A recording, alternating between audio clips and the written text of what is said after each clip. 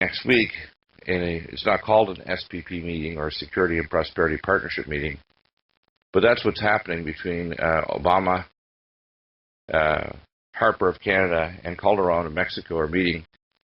Almost certainly this is one of the major things besides the economy is to deal with the pandemic after the July 1st to 3rd meeting in Cancun, Mexico, of most of the Western nations, planning how to deal with this expanding pandemic.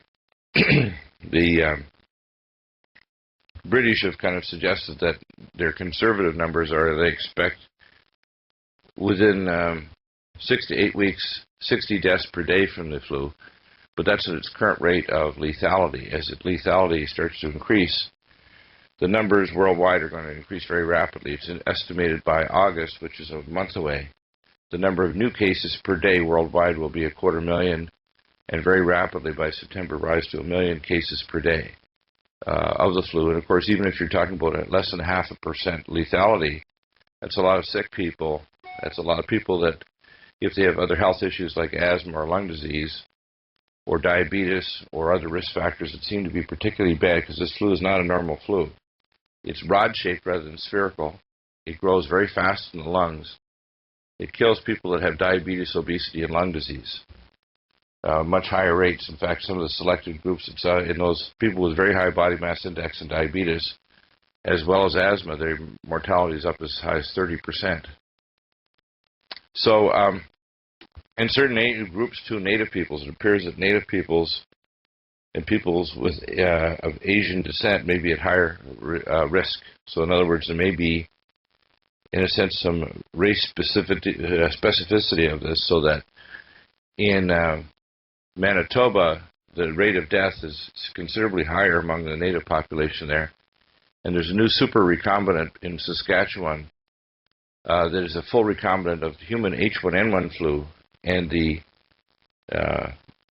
Mexican AH1N1, I call it the Franken flu, because this virus is kind of pieced together like Frankenstein. So we're going to start seeing some effects in international transport and commerce that I think are going to affect us pretty quickly here in the early fall.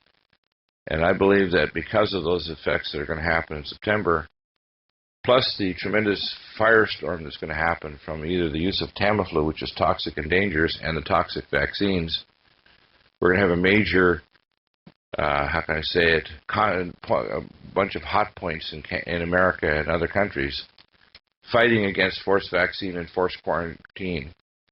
Because the plan is actually already hatched in 2005 that to hand over all authority in most of the Western nations to the WHO for both military martial law, medical martial law, to quarantine citizens that refuse vaccination and to do it with seizure of property, if necessary, in order to put people in civil detention camps if they refuse to be vaccinated.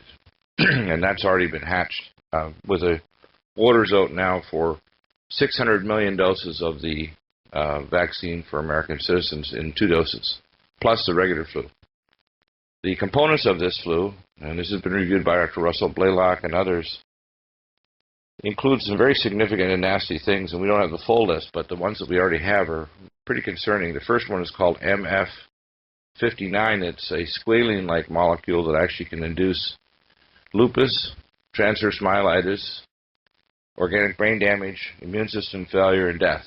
And in fact, is the primary component that we think caused the viral and vaccine induced from the anthrax vaccine, the vaccine-induced Gulf War syndrome in Gulf 1.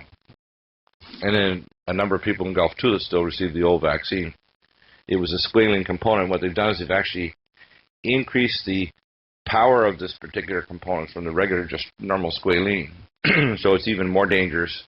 Plus, they're testing new super adjuvants. One of them is a plasmid.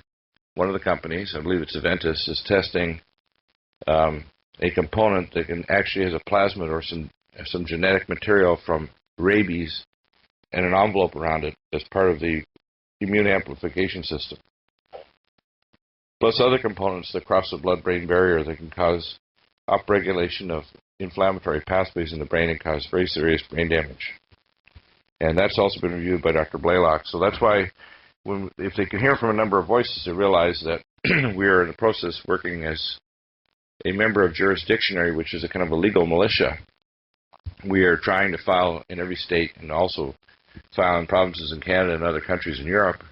We're providing them boilerplate documents so they can find the specific statutes in their country or province or state and go to their state civil courts to file an injunctive relief against mandatory medical vaccination. And this is from the PD51, the SPP documents going back to 2005, Security and Prosperity Partnership between the Canadian Prime Minister, the President Bush at the time, and Vicente Fox. They actually already had signed agreements to hand over all authority to the WHO when they went to Pandemic 6, which is now the case. So the WHO actually is in control of this, in control of the release of the strains of the virus. So the virus is mutating so fast that even if you believed in vaccines, you cannot make a vaccine for the virus because it's already changing so quickly, faster than any other virus in history, that it can't be the same as a virus that emerges in October or next winter. So it's a very big issue. So I believe that the economy issue is going to continue grinding down with higher unemployment rates and more issues. But there's a couple of... The thing that's going to kind of overtake all of these, I believe, is going to be not only this pandemic flu that is going to affect international travel and commerce, but also the world economy. And that's going to kind of take over precedence. Okay, you started off this conversation talking a little bit about what you saw were impending Earth changes. Do you want to talk about that a little bit? Yeah, I can give a few words on that. The first thing that I have is I've been doing not only regular research, but also some of my contacts. And it appears that that a couple of major jets that crashed recently, I've got some information and insight as to what may have happened there to cause that. And I don't believe it was a structural or an aircraft failure that happened in Air France. What's happening is there is a giant geomagnetic hole that has appeared in the Earth in two major areas. One is between specific latitudes and longitudes from the tip of South Africa all the way to Antarctica in the South Atlantic. And there's another geomagnetic hole that has occurred with by the way, a magnetic reversal has already occurred there. It's not something that may happen. It's already happened near Antarctica in the deep South Atlantic and near the Arctic Ocean, where it's actually North Pole in several major zones that cover hundreds of thousands of square miles. And in the North Atlantic, similarly, there's a geomagnetic hole that appeared. When that happens, there's several interesting consequences. The first is that the magnetosphere of the Earth generates the protective magnetic sphere that protects against high-energy ultraviolet light, like ultraviolet C light, and UVC light actually can penetrate and melt ice, as well as cosmic and X-rays. So it can have lethal effects on the upper layers of the ocean, but it also can melt ice. So one of the reasons why they're seeing changes that are very strange, while the rainfall worldwide is overall increasing, the Earth's temperature dropped 0.74 degrees since November 2006, but yet we're seeing areas of ice melting from effective high-energy light from space because the magnetic sphere has actually collapsed already in some places, and there's a reversal already taking place. And there's what's called geomagnetic storms, and they can't see this, but when they're going through flight instruments and they hit a geomagnetic storm, it can knock out all your flight instruments and controls.